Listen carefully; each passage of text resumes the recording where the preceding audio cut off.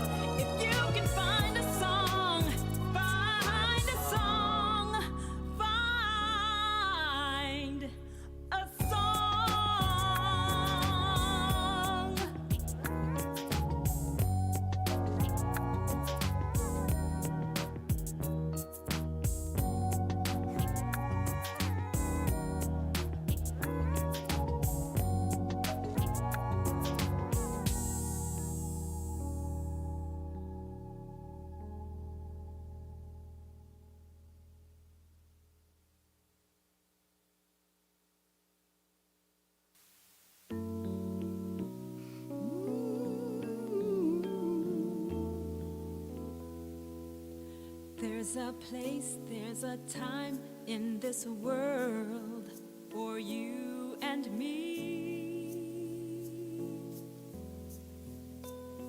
to erase all the pain, all the sadness, set our minds free. We can know who we are, we can know the truth. We can breathe, we can see, we can feel our destiny when we're touching the stillness, touching the stillness. I can reach down inside to my innermost guide, be still in the presence, touching the stillness.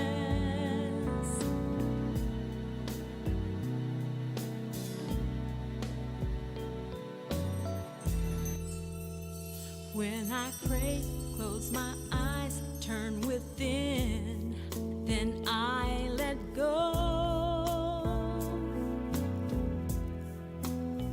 No more stress, I feel peace, I feel quiet. I now release.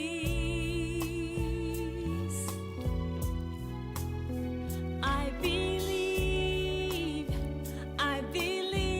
in my heart that I've done my best.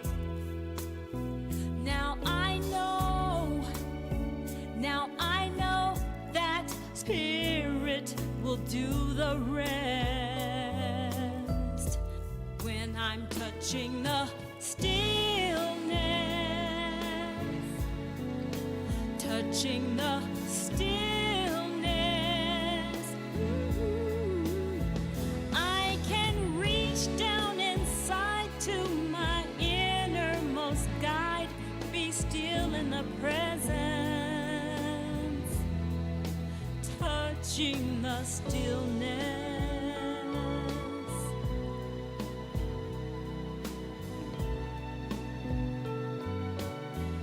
Oh, I'm taking some time to relax my mind, close the door to the world and come inside.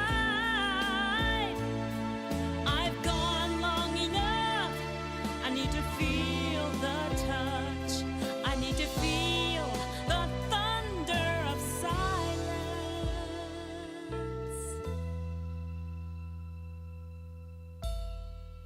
touching the stillness,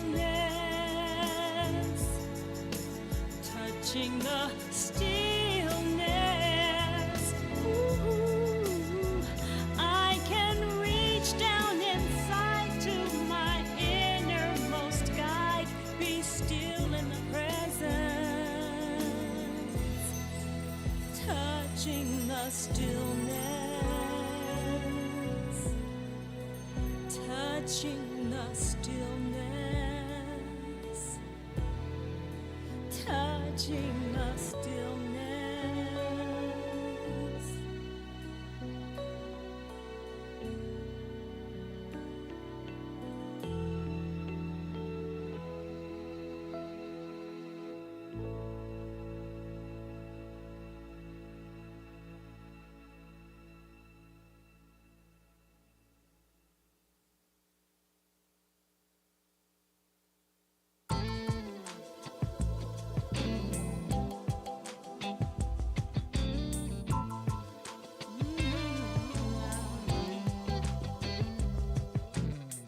I was tired of wandering through the forest of life, it seemed, was afraid to speak up for so long.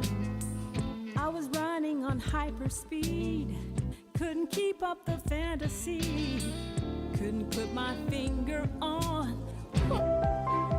Welcome to the Napa Valley Center for Spiritual Living, We are a vibrant, inclusive, and spiritual community that seeks to live intentionally, love unconditionally, and see God in all people and in all faiths. We believe the work we do in prayer and in the community creates a world that works for all cultures, races, orientations, and faiths. For over 60 years, we have practiced thinking globally and acting locally to help awaken humanity to its spiritual magnificence.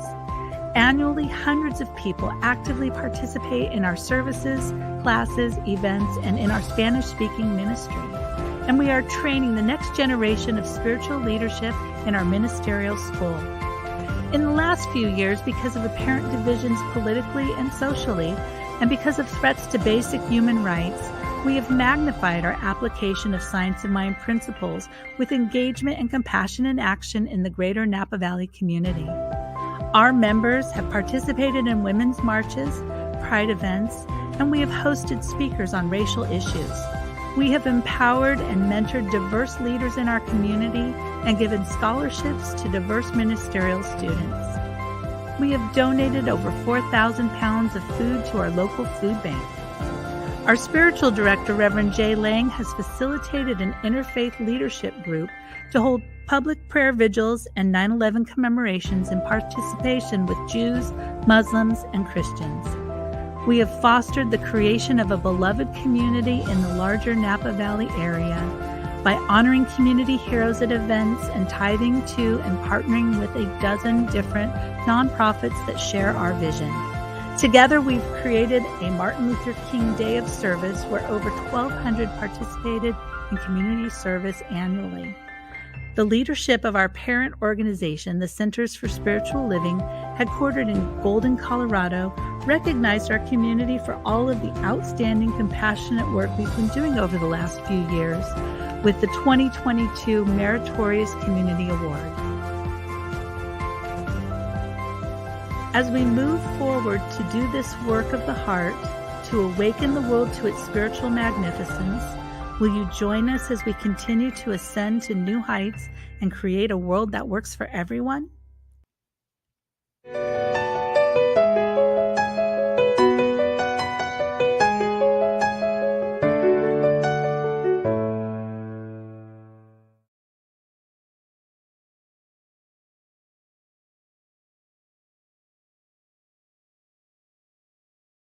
Already here this morning, such a beautiful day. Well, for a while it was beautiful, then it got rainy, then beautiful. It's all beautiful, right? It's all good. It's all good. We have a great service. I'm Reverend Jay Lang, senior minister here. Narayan Janet are here with music, and they have. So let me tell you just a little background. On Easter, we're going to have an all-inclusive invitational choir. And a little sneak preview of that choir is having the opening act today, right? Yes. So if that choir could come on up. and I think everybody needs to stand up. Here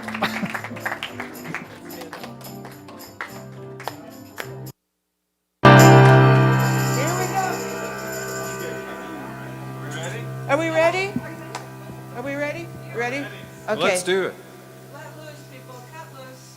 Cut loose. Cut loose. It's like seeing my mom. Hey, everybody, we're in bodies. Just inhabit these bodies. Here we go. Dance to the music of the spirit inside. Dance to the music of the spirit inside. You know I love you and we're going on a ride. Dance to the music of the spirit inside. Dance to the music of the spirit inside. Dance to the music of the spirit inside. You know I love you and we're going on a ride. To the music of the spirit inside. Hallelujah.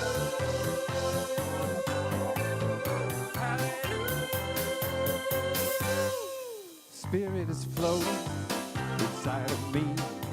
Spirit spews music and energy.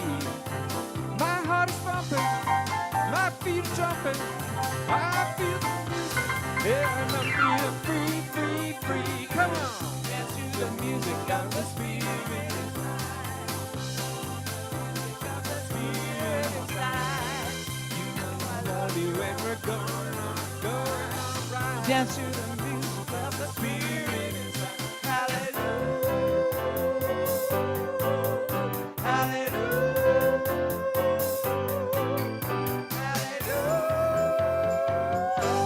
We dance. Spirit inside. Spirit inside. Spirit inside. Spirit inside. Spirit inside. Spirit inside. Spirit inside.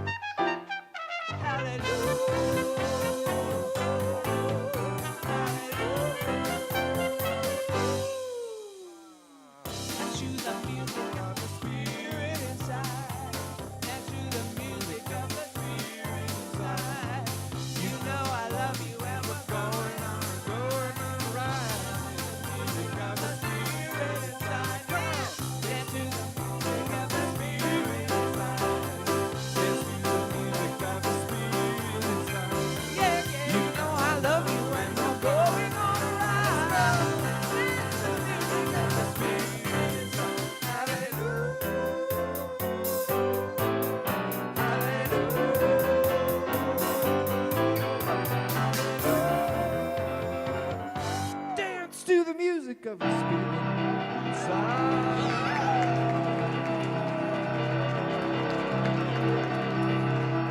How about a hand for the singers?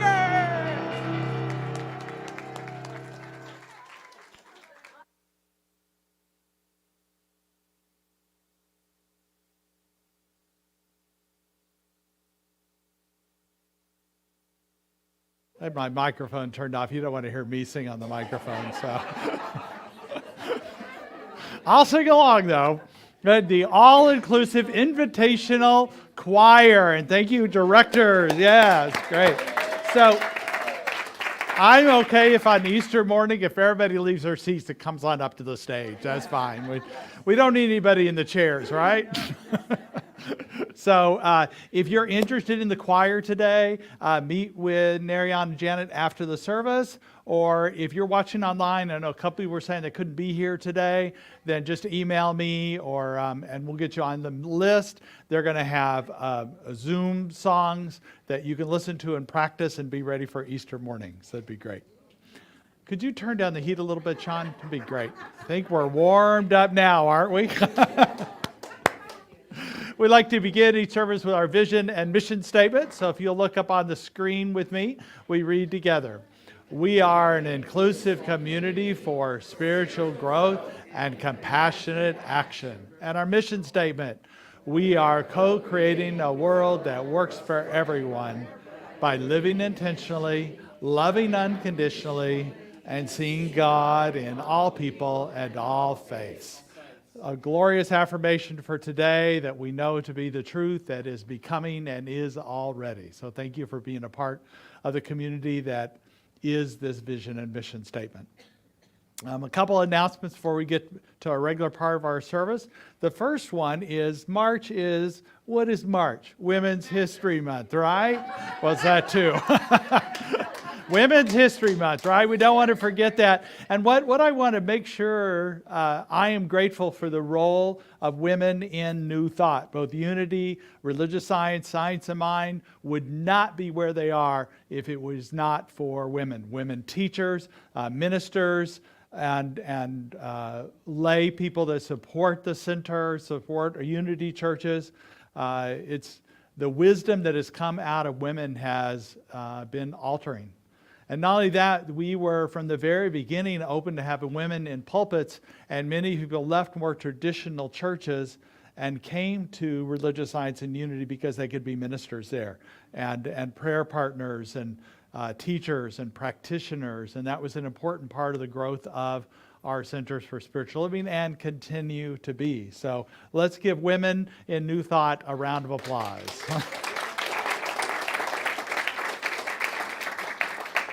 I wanted to also just tell you a couple things going on. Oh, one thing is our peace pole is lonely right now, sitting in the office, and needs a host to bring it home. What we do is a fundraiser, suggested donation of $100, but it can be any amount that you give, and you can take the peace pole home with you and display it in your yard as a symbol of you stand for peace in your neighborhood and around. So if you're interested in that, please see me or Mary Ward, and we'll be glad to get it over to your house today. Then the 42 days of spiritual practice we're currently doing, that is the reawakening of our spiritual magnificence. We have handouts for that. Although we're 7 days into it, you still can do it. So we have handouts you can use. It's on Facebook, on our website. But it really brings about a practice as you do the daily practice. It only takes like 15 minutes at the most. That you can begin to explore the magnificence inside of you. So it's a theme for this month as well as these 42 days of practice. So we invite you to be part of that.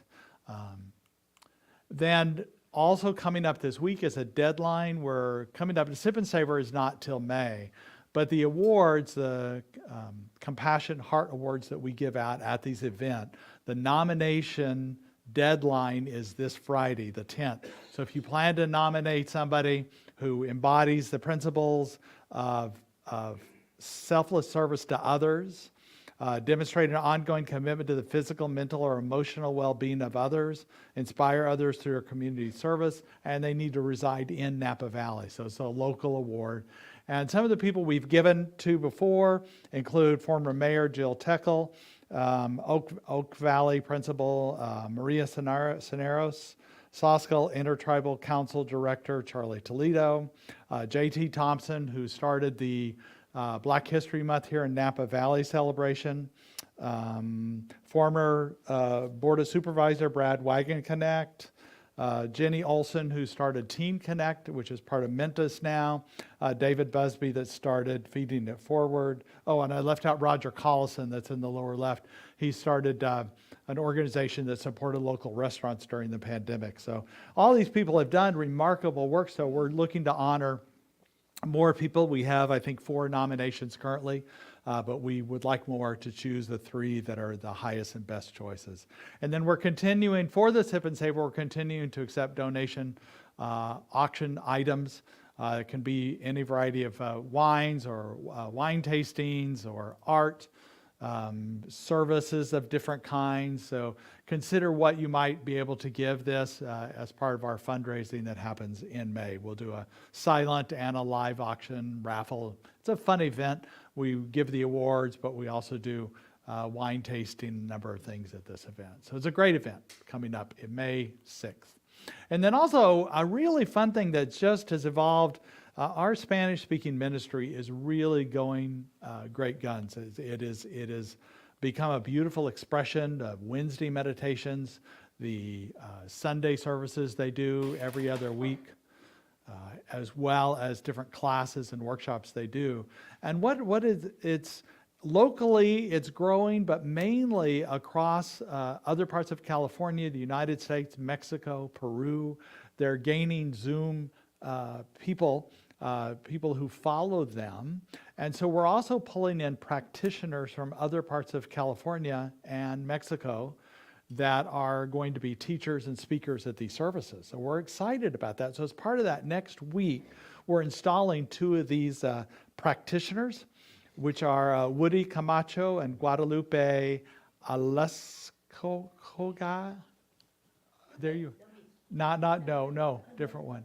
I don't know how do you say her last name? Angulo. Okay. I need to practice that one for next week. So anyway, we're going to be installing them as part of our practitioner installation. So it's just a growing, we're really excited about that. We'll have a reception afterwards for them. Then they're going to have their Spanish speaking service and install them for their listeners as well. And then the real party starts after that. It's just before that is the little party, then the big party starts after that. So you want to stay around for that. That'll be a great celebration to do next week. And then the following week, we have an excitement. Patricia Bahia will be here as a guest musician for Sunday. And then at 2 p.m., they're going to have a songwriter concert. So 3 people that are all do original songs are going to get up here and do their own songs alternating. So it's a really fun style of concert. I've never seen one like this.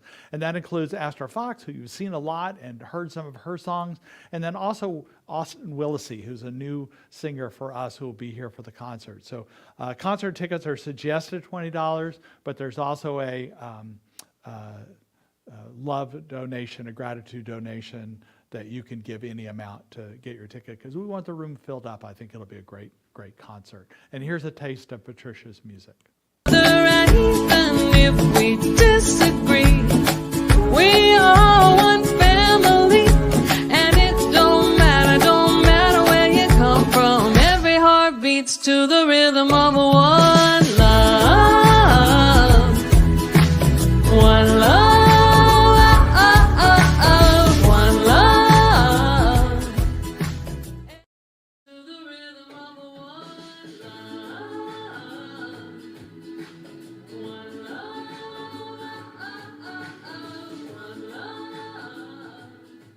So that's an original song of hers. And she also has a lot of original songs on like commercials and shows, that kind of the background music. So she's really fun. So come Sunday and go have some lunch, come back at 2 for the concert. It'll be really fun to do that. And that's 2 weeks from today then.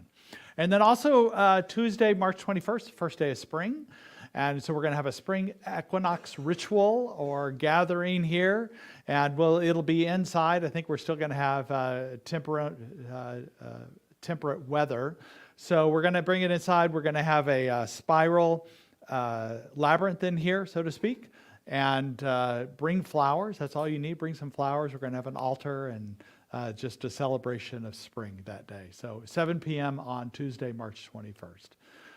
Then also just looking way ahead into April, we talked about Easter a little bit, but we are going back to the full events we have, which we call Holy Week, kind of play on words. It's like wholeness, not really like Holy Week, because there's a little different, because we start on Thursday with a metaphysical communion. So this is not traditional communion. It's really a very spiritual process of learning the true meaning of communion.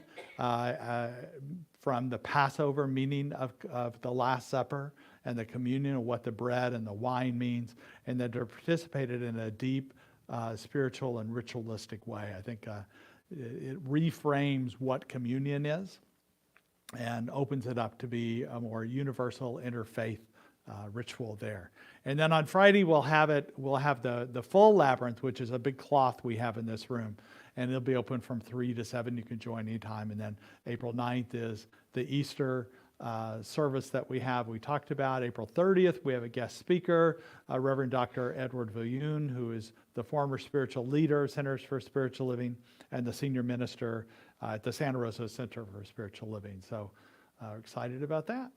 So May 6th, Sip and Savor. And then please know that we're here for you in prayer and support. If any kind of support you need, please feel to reach out to the office to request prayer, request support. There's prayer requests in the lobby, as well as practitioners will be here after the service to pray with you if you want a brief affirmative prayer in person, which is I always find very comforting. So glad to be a part of that too. So. And now we'll begin our sacred part of our service.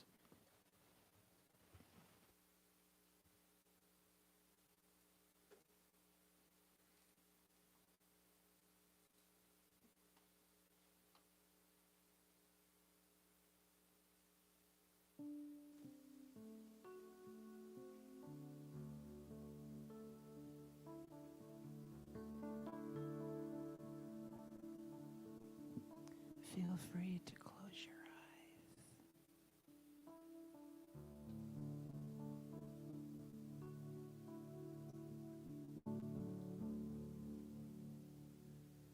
Love is real. Real is love. Love is feeling. Feeling love.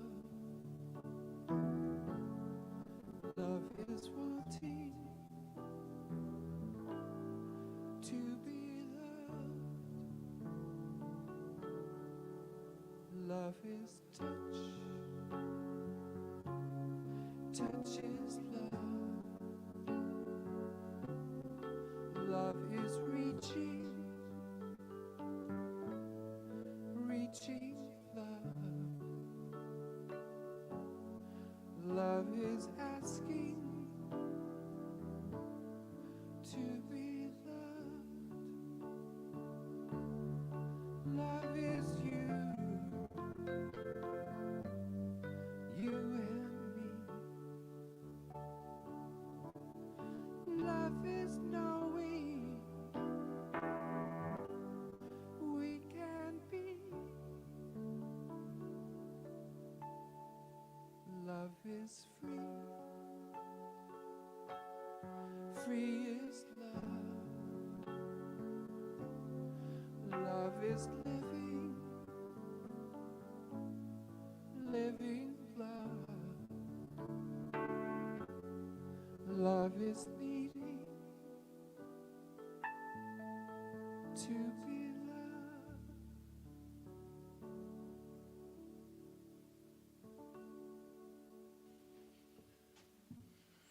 And as we just rest back right now into that one consciousness, that one power, that power of love, letting that love resonate in between each and every one of us as it just weaves within that inner connection with each and body, mind, soul, those molecules bursting within each and every one of us. As we just let it resonate, knowing that that power, that presence, that heartfelt consciousness is here right now in this very room, opening up to the music, the children out in the back room today, the light, the sun, the spring that's coming up right now this month. We just know that that consciousness, this earth is just being healed every day as the water's resonating within it, filling it up, making things grow, that spring consciousness. We just go into this right now. And as we just go back into that consciousness, that love, going into that quiet place within our mind, body, and soul, that heartfelt place, as we just go into this meditation right now, into that very essence of love, breathing it in, that prana breath, and sending it out, that loving consciousness out through our heart into the world. Letting it resonate, going wherever it needs to be right now, just to bring that loving consciousness wherever it needs to be. As we go into silence right now.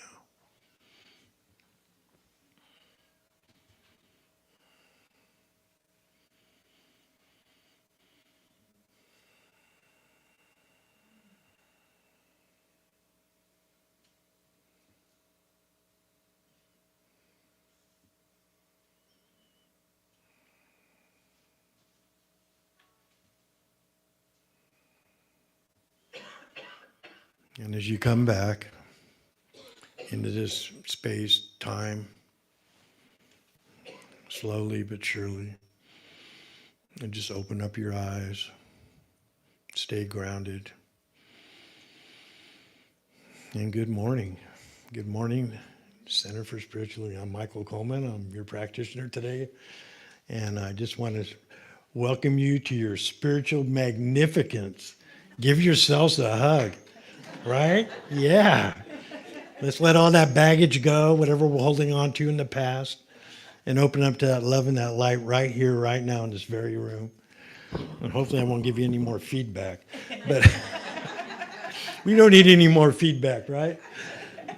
Because we all have it right now. That spiritual magnificence is in everything we do, what we put our heart, our mind, body, and heart into each and every day, if we're doing it for that loving and caring presence, that giving way. That's what our spiritual magnificence is all about, being here for each other, walking with each other, sometimes just being a good ear as the next individual needs to just talk, maybe process whatever's going on whatever time it is, whatever's going on in this world. And as we just open up like that flower in the sun is coming up right now. It's a good day.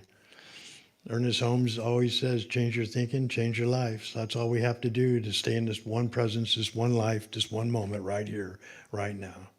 Thank you, and peace.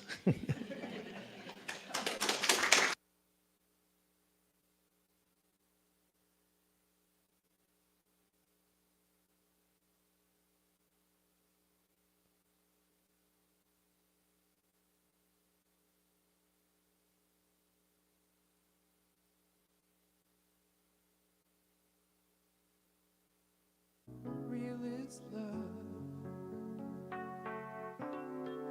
Love is feeling, feeling love. Love is wanting to be loved.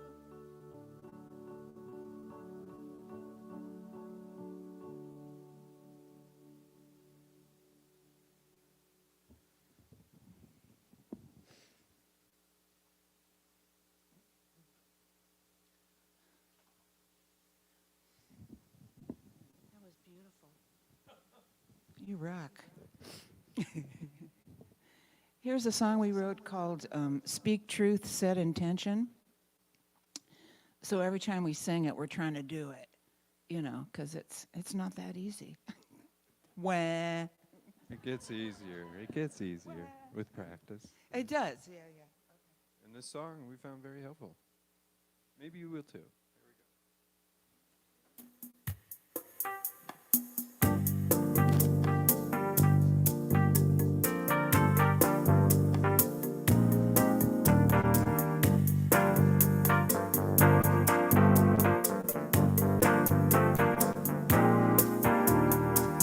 Speak truth, set intention, feel real, the power within. Breathe in love's dimension, speak out and do it again. No longer find it hard to say just what I feel. No need to think it out. Love has the better appeal. Things will change on the outside that the inside wants to reveal.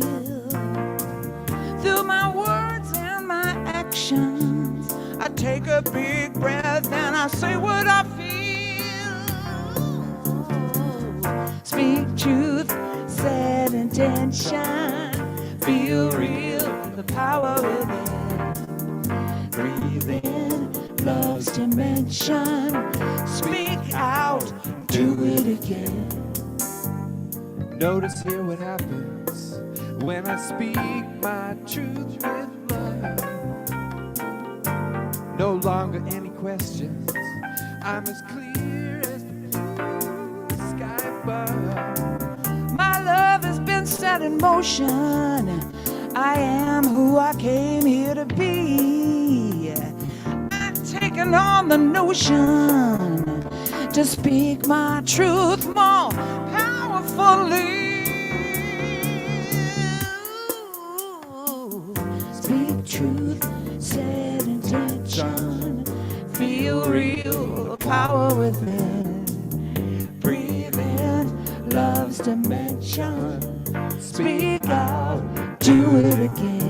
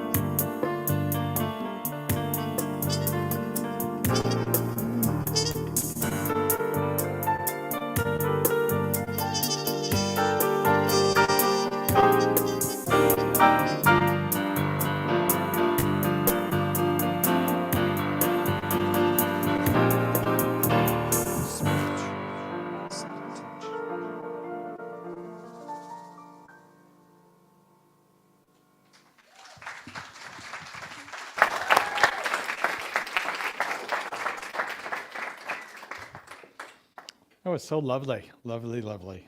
Every time you guys are here, it just brings a different mode into what we're doing, a different feeling. So thank you so much.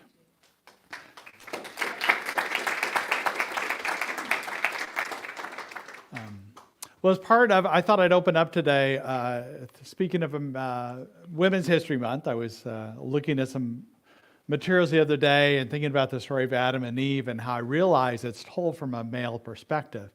I mean, to think about how some guy wrote it, or I maybe part of it, I think part of it comes from different myths, from different cultures. But then to have the story where the Adam gives the rib up to produce the woman seems a little silly to me, because in truth, it seems like a man's perspective of trying to take credit for the creative process. Now, it's debatable. You could debate in terms of creation which one came first, the chicken or the egg, right? But no one's ever said the rooster came first. I'm just saying. So I want to tell you a story. Somebody imagined what the story of Adam and Eve would be like if Eve was telling the story. If she was the first one. So here's that story. So she's in the Garden of Eden one day. She's all by herself, and she calls up to Spirit and says, Spirit, I've got a concern. I mean, it's lovely being here. I appreciate your generosity with all the plants and animals that are here. It's such a beautiful place. I am having trouble finding a use for all the apples that are here. But other than that, but I'm lonely, you know. I would like some companionship, you know, some kids or something. The Spirit goes, well, I've been thinking about that too. I have a solution for that. She goes, really? What is it? He goes, well, I'm going to make a man for you. And this is, but there are some things you got to know about this man. He's a flawed creature. So he's going to have some bad habits. Messy. Now, you don't know what clothes are yet, but when you do, he's going to leave them all over the place. And he'll be proud, arrogant. He'll complain a lot and be very competitive. He'll be witless and revel in childish things like fighting and kicking the ball about. But he'll be bigger and faster and very helpful in your gathering and hunting and farming. He won't be too smart, so you might need to give him some advice to think properly. But you will be able to have children, and he may not hear everything you say, but he will comfort you when you're sad and tired and be a great companion. She goes, well, that's great. It's a mixed blessing, but I really would love this. Can you do this? And he goes, well, there's a catch. And she said, what do you mean? What's the catch? She goes, well, I mentioned that he's proud, arrogant, and self-admiring, right? Yes. So you'll have to let him think that I made him first. And just remember, it's our little secret, you know, woman to woman.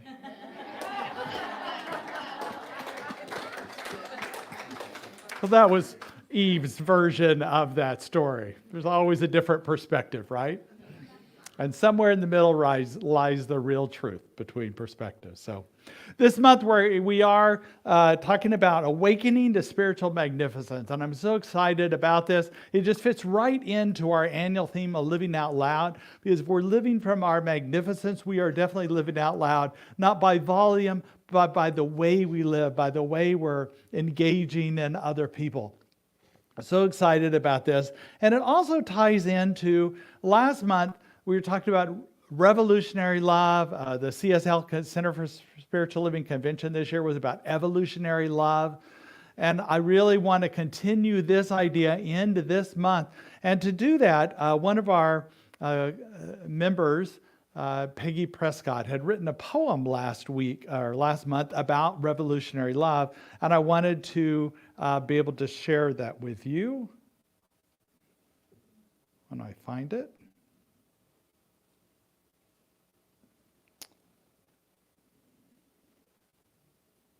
Here it is. Love is a choice one must make over and over. It is like the sweet, fierce labor of childbirth. this revolutionary love that is the call of our time. I envision a world where love is the public ethic. We must birth this love for others, our opponents, ourselves. I first encountered an enemy as a 6-year-old. My grandfather held me and told me, I see no stranger, I see no enemy. Forgiveness keeps us free from hate. When the twin towers came down and hate, fear, revenge flourished, my turbaned uncle Balbir was murdered by a patriot determined to kill some towelheads. This is part of the true story she put in this poem. Who was this man? What was his story? My camera became my sword. Stories can see no strangers. We love when we see their wounds of culture and policy. It is the system we must fight against, not the poor souls trapped in them. Years later, I went with grandfather to visit his brother's killer in prison. We listened. We listened to his regrets. We told him, when you see Balbir in heaven, he will forgive you. That's the poem by Peggy Prescott. So beautiful, isn't it? She's a good writer. So thank you. If you're listening today, Peggy, thank you for sharing that with us. So when we talk about this idea of spiritual magnificence,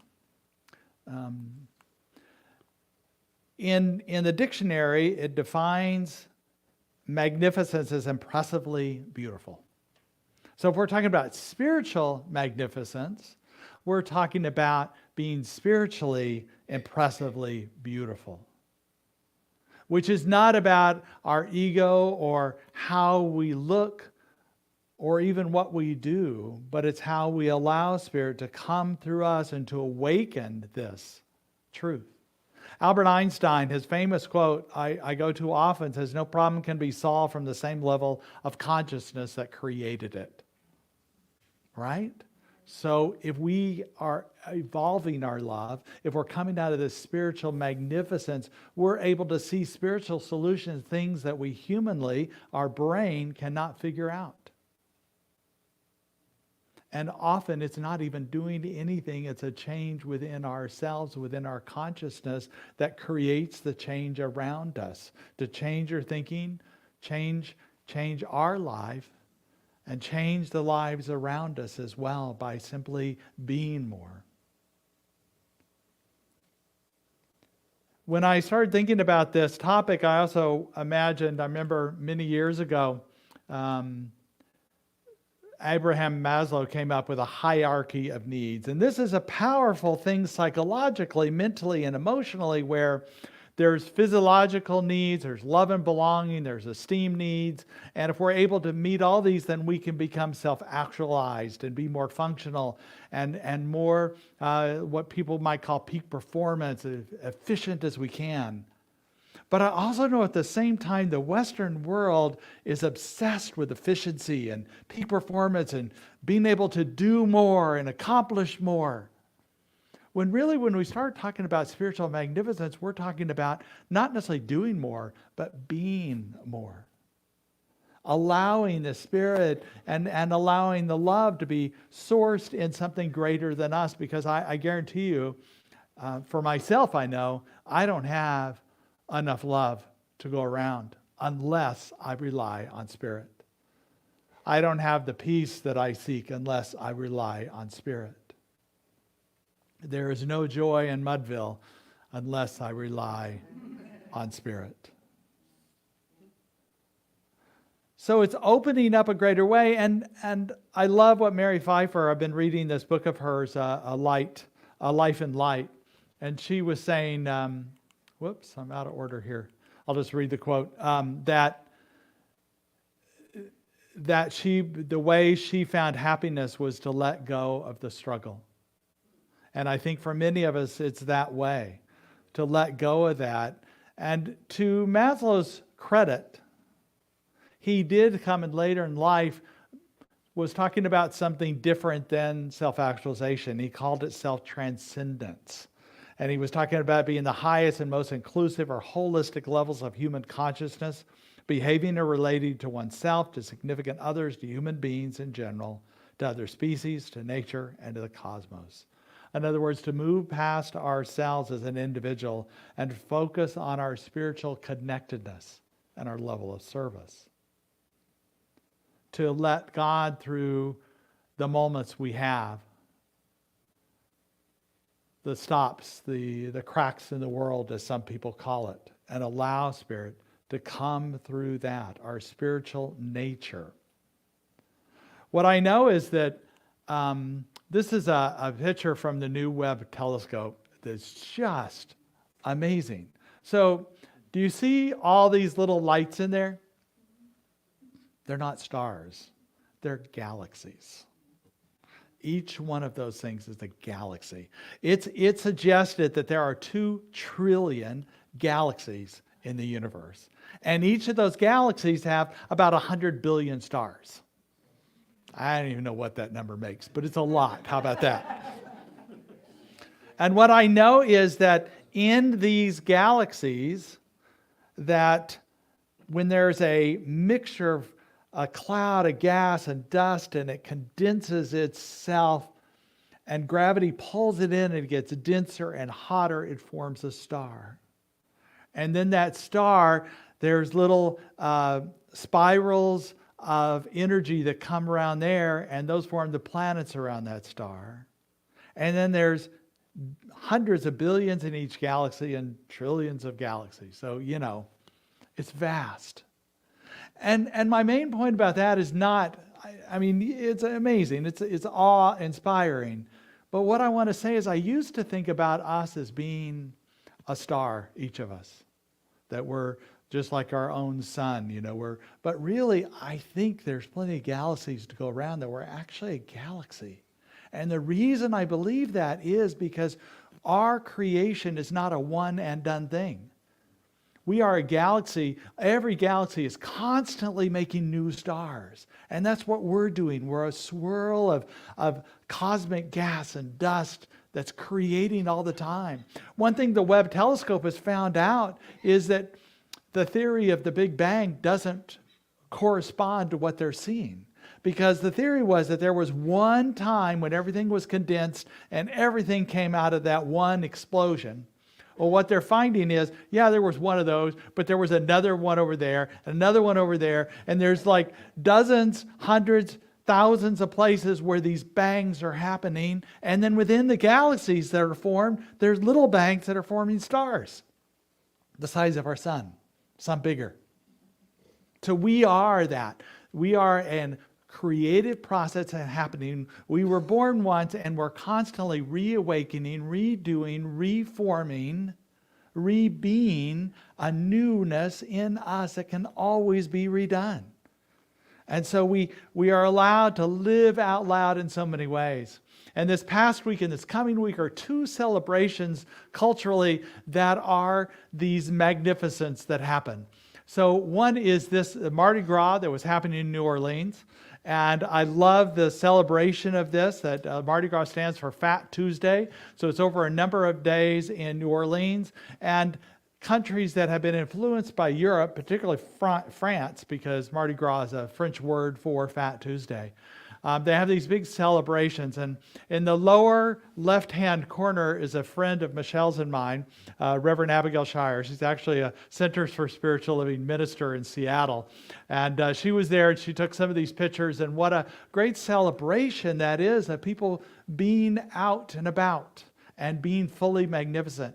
Now, I think what's odd about Mardi Gras, though, is it is meant to be you celebrate, you eat whatever you want, you enjoy the time, but then come Wednesday, Ash Wednesday, everything gets shut down for Lent. And so it seems like I'd rather keep celebrating that truth and not just cut it down. A friend of mine posted the other day, there's some more pictures of Mardi Gras, but she said, for Lent, I give up eating chocolate. And she goes, wait a minute, I didn't punctuate it right. This is really what I meant to say. For Lent, I give up eating chocolate. Now that's my kind of giving up, right?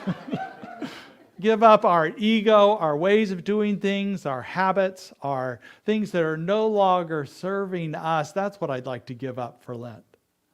That's what I'd like to enjoy that. And then this coming Wednesday, I think it's on the 8th, is another holiday that's, there's the quote I was looking for by Mary Pfeiffer. What saved me is stopping the struggle. But it's called Holi. And this is an Indian celebration. And it's really quite an interesting celebration that it's a festival of colors right after to celebrate winter ending and the spring and love coming forth. And they have this festive day to meet others, play and laugh and forgive, and repair broken relationships.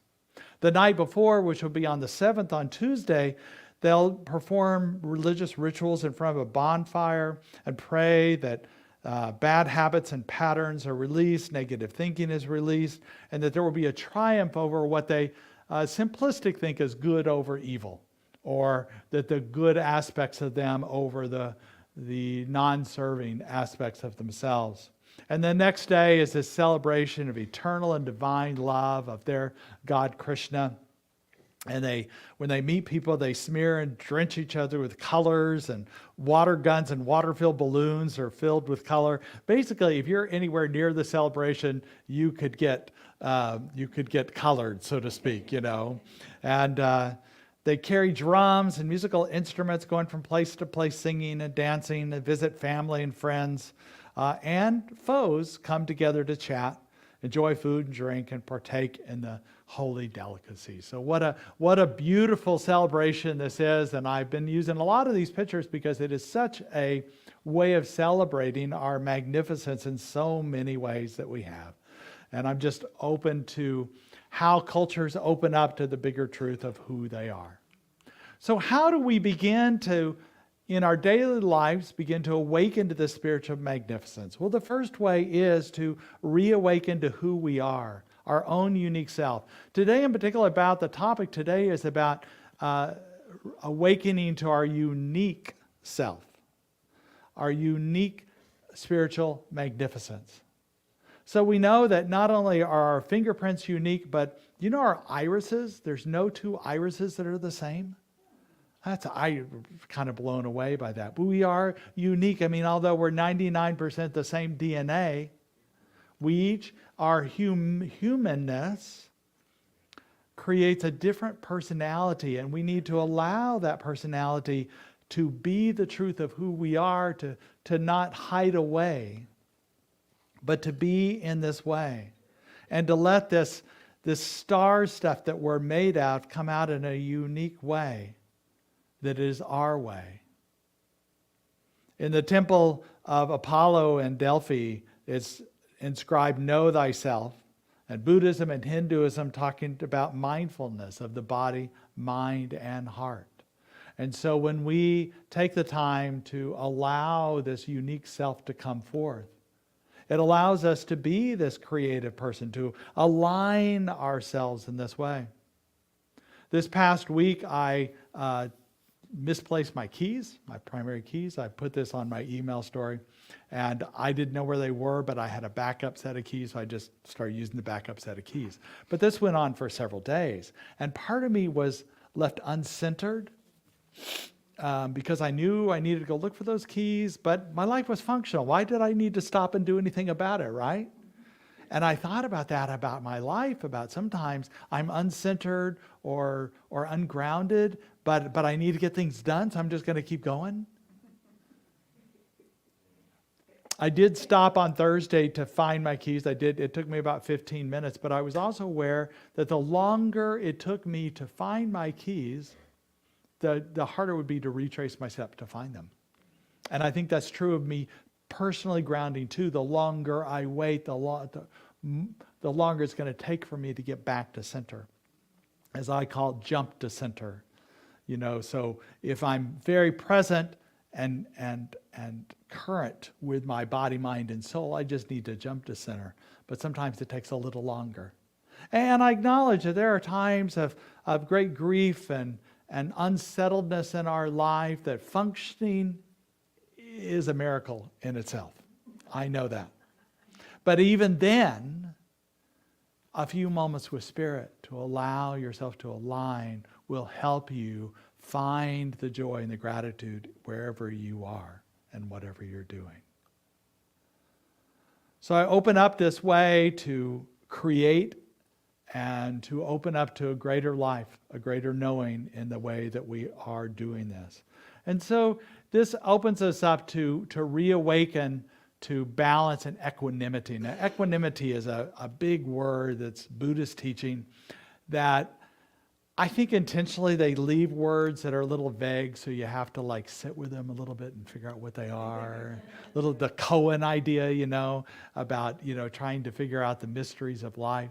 But my understanding is about non-attachment, but it's also about living without hostility or without ill will for anybody.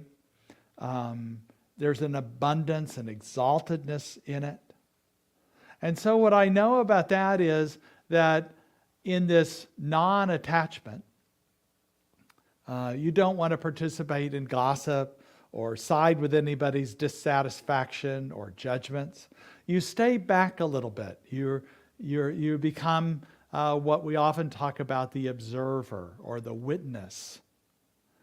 Now, sometimes people that are this kind of witness, they can be aloof or cool, but I think that's a beginning step. I think to step back from that, it's necessary to do that. But as you mature in your equanimity, in your witness thing, it actually is very warm, radiant, and it becomes a neutral ground for compassion, wisdom, and freedom.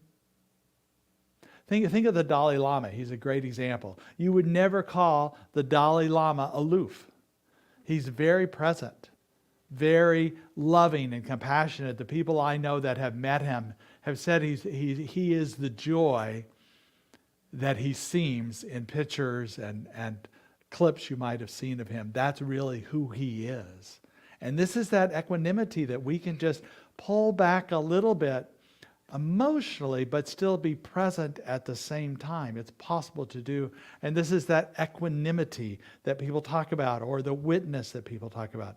I love how Dr. Holmes talked about it. He said, your soul belongs to the universe. Your mind is an outlet through which the creative intelligence of the universe seeks fulfillment. If we are full of our mind, of things that fill us up emotionally or drama, we're not leaving room for Spirit. Holmes actually said we're both an inlet and an outlet. So thinking of an electric outlet, we are allowing Spirit to fuel the fire within us, and then we're allowing Spirit to express through us in our magnificence. An inlet and an outlet. And finally, we want to reawaken the courage to be magnificent and fabulous. Courage is a heart word. The root core of it is a Latin word which means heart. The archaic meaning of it is speak one's mind by telling all one's heart. Now it's important, I like that, all one's heart. Not all one's mind. I don't think anybody wants to know everything going on in this brain of mine. We don't need to share our opinions about everything. But we can share our heart. What's going on within us? What is our growing edge? What are our challenges? And what are our celebrations? I think it's important to be present with us, to be authentic, to be this magnificence. We need to leave our BS at the door. And what I mean by BS is not what you might think. Let's think of it as our belief systems. And we need friends who are BS detectors.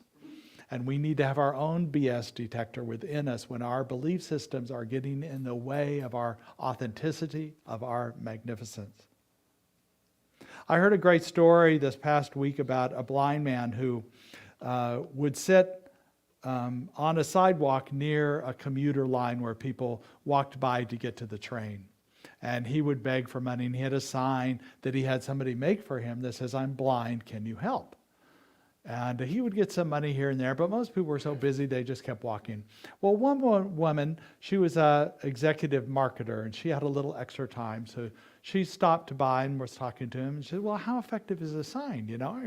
I advertise for a living, so I wonder if I could help you any. And he goes, well, I get some money, but not very much. He goes, well, I tell you what, I'm gonna do something for you. I'm gonna change this sign. I'm not gonna tell you what it says, and we'll see how it does, because then you'll be able to experience it just for what it is. And he goes, well, okay.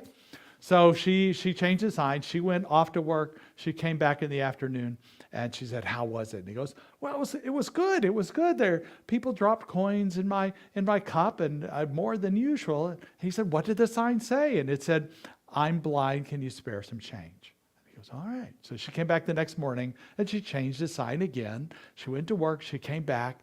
And she goes, how did it go? Oh, man, it was great. People were dropping paper money in my can. I don't know how much, but it was great.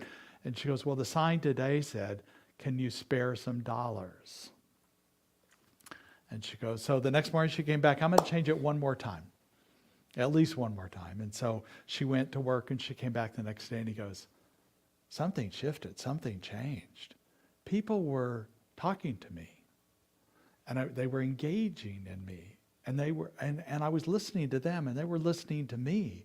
And he said, what in the world did you put on that sign? And she said, I put, I'm blind, but I listen really well. And so they kept that sign up, and pretty soon people were stopping by on a regular time. They were coming early just to have a chat with him. And yes, he was making more money, but that wasn't the point, because suddenly he had purpose in his life. He had some meaning in his life about feeling like he was making a difference instead of just being a receiver. He was a giver and a receiver. And that's real important. So he, a lot of people would say he was disabled or unable to be a productive citizen. And the truth is, he was able to be because he used the gifts he had. So as we age, or as we change in different ways, different kinds of jobs, different kinds of being, we may think we're not as capable anymore. But we have unique things. We have unique abilities. We have unique ways to be present with other people. So what I suggest for you is every time you come through a doorway, just make a conscious effort to leave your BS at the door and to be present with others and be open to Spirit and how it seeks to rely and be through you as the spiritual magnificence. Because I assure you, from here, I can see your magnificence. And like I said, get some people that will shine back to you your magnificence. And also let you know when you're full of your BS, right? Because Spirit is seeking to express through you in unique and beautiful ways. Let us go to prayer.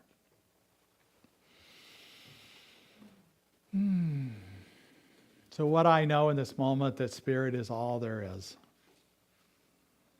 That we are connected to Spirit, that we are connected to the truth of our being.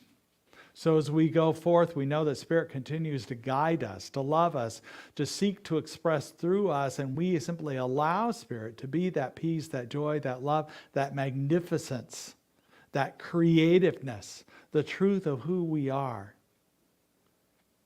And we know this is Spirit, and this is what we're meant to do. And for this we are grateful as we release His word into the law, knowing it is already so. And so it is.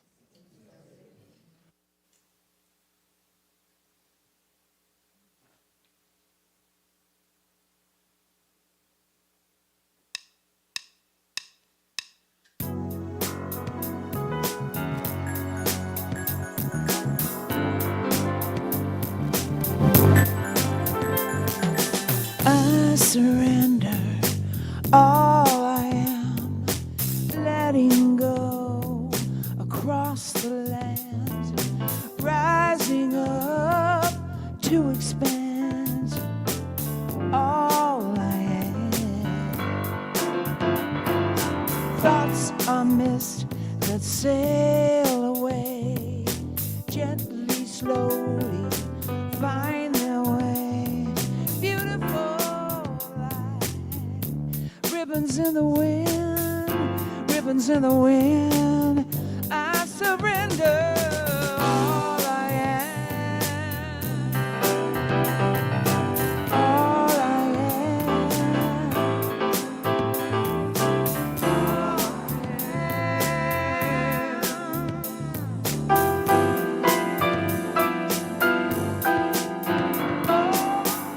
Now they're gone. Now there's space. I'm flying high.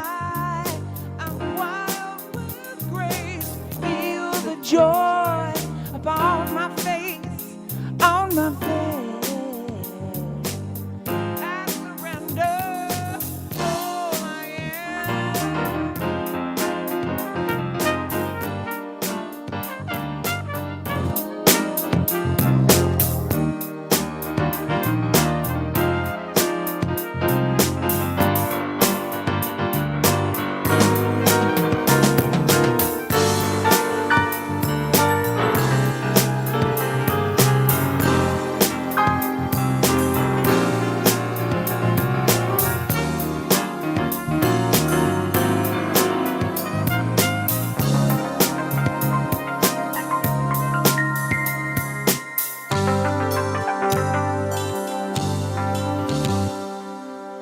Water droplet in my hand, filled with all infinity.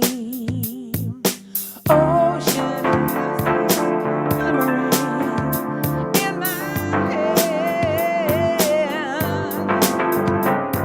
Embrace myself as all that is, vast and spiked with cosmic bliss. Harboring all this holiness.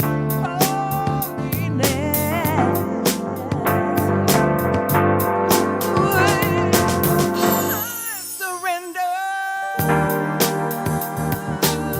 I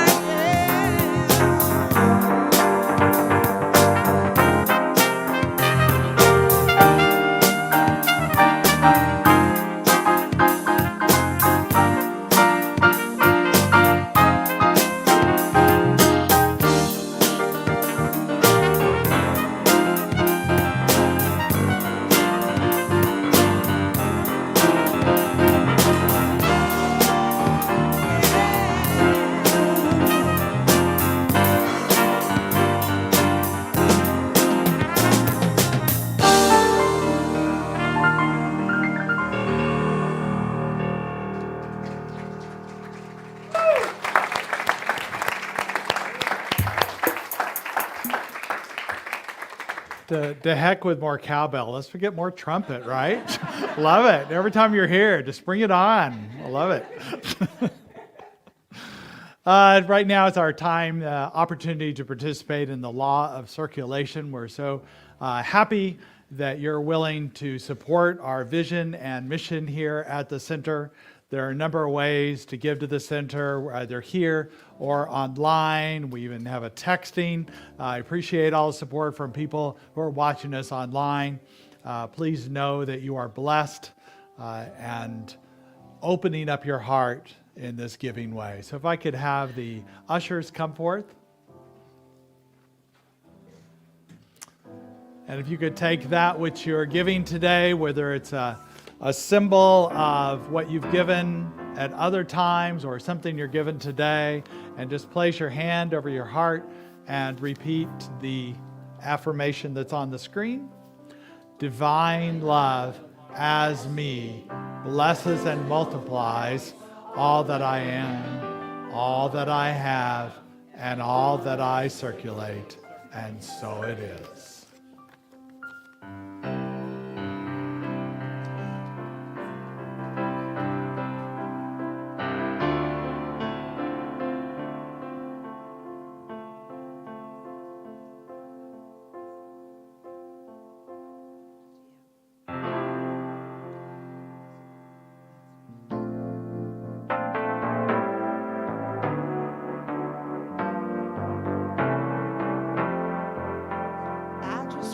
Thank you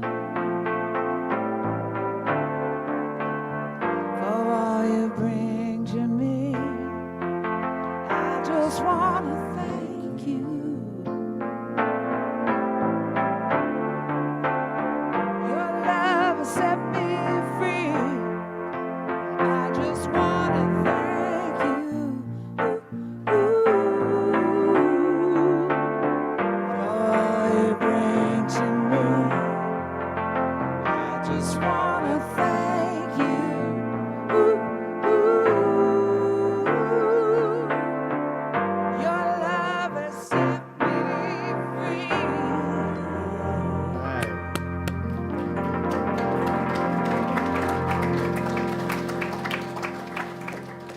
We just bless the money, the support, the love we're receiving today, and know that it comes back to you tenfold.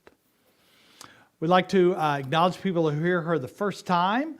Anybody willing to do that, we have a gift for you. If you're willing to raise your hand, we want to honor you. Nancy here and Carol. It's great. It's good to have our Vacaville contingent here this morning, too. Glad to have you here. So, this is also first Sunday of the month, and we like to honor birthdays and anniversaries. So, does anybody have a birthday in the month of March? March birthday here. Anybody else March birthdays? Well, we also celebrate anybody online who has a birthday in March. What about anniversaries? Any anniversaries in March? Nope, not here. And then we also honor, I know it's anonymous, but if you happen to have a recovery anniversary, we honor you and the path that you are on right now. We know that this is a challenging path and that you are succeeding in every way. So we have a blessing for you for our new people, for birthdays and anniversaries and recovery anniversaries.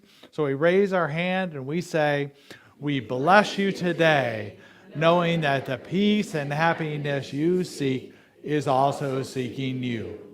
We honor your inner radiance as you let your light shine in the world. We are grateful for your presence in our community, and so it is. Reminder to stay around if you want to participate in the choir on Easter morning to get some information about that. And we also have prayers with practitioners. If our practitioners could come forward and stand in front. So you're welcome to be that, because we want to have prayers available for you if you so seek. And then let's all stand for the congregational affirmation. Repeat after me. Something wonderful is happening through me right now. Something wonderful is happening through me right now. I am led by Spirit. I am led by Spirit. I am guided by wisdom. I am guided by wisdom. I am protected by love. I am protected by love. I am here to be a blessing. I am here to be a blessing. I am so grateful. I am so grateful. And so it is. And so it is. And we have a new closing song now. Some of you probably heard it already.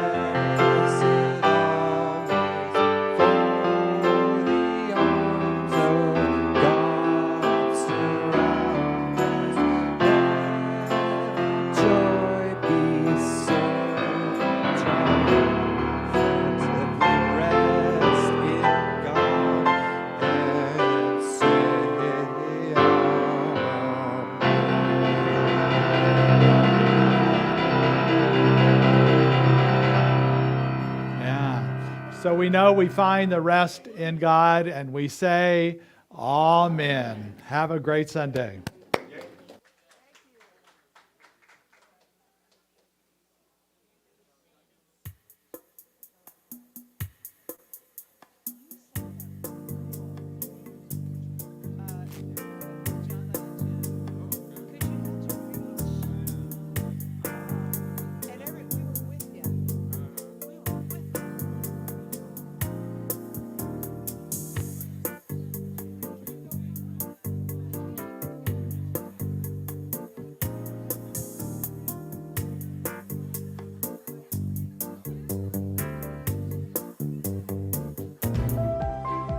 Welcome to the Napa Valley Center for Spiritual Living.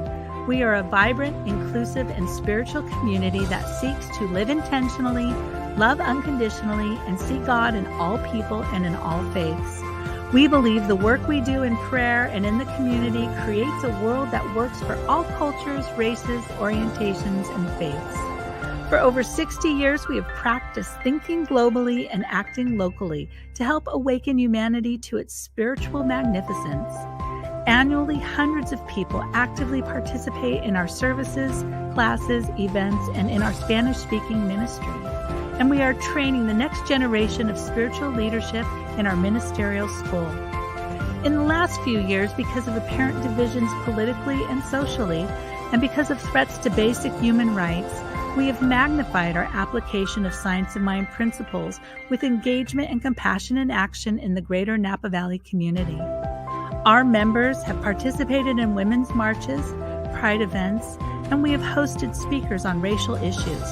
We have empowered and mentored diverse leaders in our community and given scholarships to diverse ministerial students. We have donated over 4,000 pounds of food to our local food bank.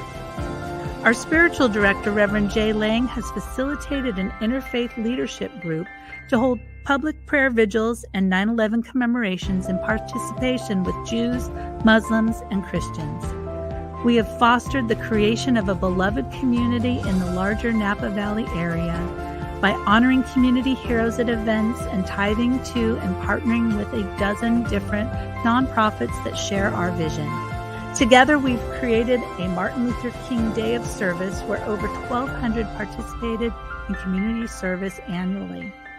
The leadership of our parent organization, the Centers for Spiritual Living, headquartered in Golden, Colorado, recognized our community for all of the outstanding compassionate work we've been doing over the last few years with the 2022 Meritorious Community Award. As we move forward to do this work of the heart, to awaken the world to its spiritual magnificence, will you join us as we continue to ascend to new heights and create a world that works for everyone?